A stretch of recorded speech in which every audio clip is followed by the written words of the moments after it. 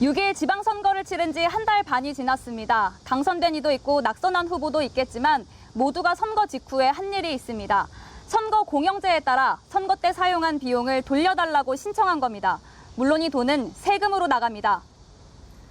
하지만 선거법 위반 사실이 드러나면 다시 선거비를 내놔야 합니다. 그런데 이 돈을 반환하지 않고 또 선거에 나선 후보자들이 있다고 보도해 드렸는데요. 당시 후보들은 당선이 먼저 아니냐, 당선되면 해결 방법을 찾겠다 이렇게 얘기했었는데 지금은 어떨까요? 다시 찾아가 봤습니다.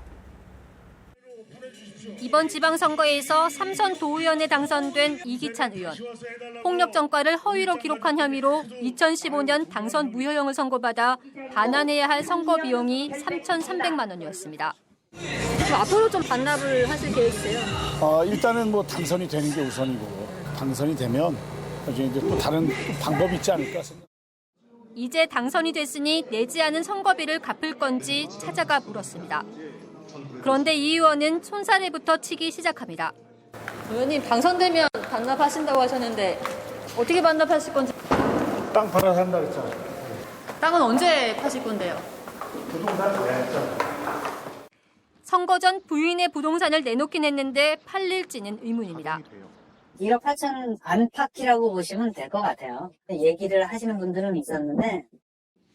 그런데 부동산 말고도 돈이 있었습니다. 이번 선거에 신고한 현금은 1,000만 원. 반환해야 할 선거비의 3분의 1에 달하는 돈입니다. 미납금을 반납하고 선거를 아니 그건 아니 전혀 그렇지 않아요. 됐어요. 이제 더. 이렇게 선거비 반환은 하지 않은 채 또다시 나와 당선된 이 의원은 이번 선거 때 쓴 3,300만 원을 돌려달라고 신청했습니다. 미납금과 같은 금액입니다. 이번 지방선거에서 당선된 김한종 장성군수. 역시 이전 선거 비용 3,200만 원을 반환하지 않은 채 선거에 나왔습니다. 큰절을 올리는 것은 국민을 주인으로 떠받들고 일하겠다는 모습의 모습입니다. 이제 당선도 됐으니 반환할 건지 찾아가 물었습니다. 이제 정치가 끝날 때, 내가 정치 이제 그만할 때 해서 해야 할 일이니까 우리가 내일 일도 모르는데. 이미 2016년에 받아낼 수 있는 기간이 끝났고 돈이 없다며 버티면 법적으로 돈을 징수할 수 없다는 걸 알고 있는 겁니다. 그런데 공천 과정에서 선거비 미반환 문제가 불거지자 한 후보가 뒤늦게 미반환 선거비 일부를 기부금으로 대신 냈습니다. 선관위에서 유권 해석을 얻어서 제가 이 돈을 1억 1천만 원을 변제키로 약정을 했습니다. 그리고 3천만 원은 현금으로 납부를 했습니다. 같은 당에 이런 후보도 있었다고 알려주자 그제서야 고려는 해보겠다고 밝혔습니다. 만약에 그런 이제 것이 할 수 있는 조건이 된다면은 그 해서 생각을 해보겠습니다. 김 군수가 이번 지방선거에서 쓴 선거 비용은 약 1억 2천만 원. 이 중 1억 900만 원을 보전해달라고 청구했습니다. 선거비 반환 문제를 2달간 취재하면서 만난 정치인들. 반응은 한결같았습니다. 재산은 있지만 낼 돈은 없다는 겁니다.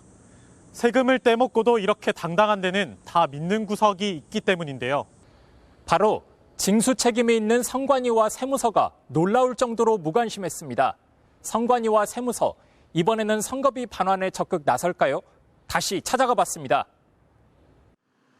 선거비 1억 900만 원을 내지 않고 있는 박경철 익산시장 후보. 선거 당시 8,500만 원 상당의 미술품을 소유하고 있다는 점이 드러났지만 그는 당당했습니다. 미술품은 내가 평생에 내가 수집하는 취미생활이에요. 그러니까 예술품마저 갖고 있는 게 문제가 있고 비리다 하는 거, 그 사람들의 아주 무식한 문화적 소양을 대변하는 거다. 이 미술품 당연히 징수 대상입니다. 선거 후 박 후보의 집으로 찾아갔습니다. 박경철 시장님 안에 계시나요? 박 후보는 입장을 밝히지 않았습니다. 징수 책임이 있는 선관위와 세무서는 여전히 몰랐다는 답만 하고 있습니다. 전통품이나 미술품은 우리가 구체적으로 파악을 할 수 있는 사항이 아니거든요. 그런데 세무서가 몰랐다는 재산 정보, 누구나 알 수 있는 재산 신고에 다 나와 있습니다. 2,800만 원의 선거비를 내지 않고 통영시의원 선거에 나왔던 이명 후보. 선거가 끝나 납부 계획을 물었더니 황당한 답이 돌아옵니다. 이번에도 선거 좀 떨어지신 거는 저희 그 보도 때문에 예. 그 영향이 그 유튜브에서도 지방에서도 또 나왔고 저는 그 영향이 좀 컸다고 보지. 이 후보는 본인이 현금 5천만 원, 아들 명의로 3억 원에 가까운 주택과 아파트를 갖고 있지만 관할 세무서는 여전히 받아낼 의지가 없습니다. 징수를 하셨는지 안 하셨는지는 어쨌든 남아있을 거 아니에요. 그런 거는 우리가 지금 알 수가 없죠. 우리가 조회가 안 되니까. 자, 그러면 이번 취재 함께한 김세진 기자와 함께 정리를 해보도록 하겠습니다. 자, 김 기자. 네. 저희가 지방선거 직전에 한번 보도를 했었고 네네. 선거 끝나고 다시 한번 취재를 한 건데 그동안 좀 달라진 부분이 있었습니까? 네, 보도 후에 앞서 보신 이기찬 강원도의원과 이 화순군수 선거에 나온 전한준 후보에 대해서 이 선관위가 채권 압류 조치를 했습니다. 예. 이번 선거에 쓴 비용을 보전해 줘야 하는 부분에 있어서 압류를 걸어서 환수를 하겠다는 건데요. 네. 전한준 후보의 경우는 따로 광주세무서가 이 5천만 원을 징수하기도 했습니다. 이제 선관위와 세무서가 움직이기 시작은 했는데 네. 앞서 보신 대로 여전히 손 놓고 있는 곳들도 많습니다. 그리고 앞서 보신 것처럼 여전히 뭐 나몰라라 하는 정치인들 많잖아요. 네네.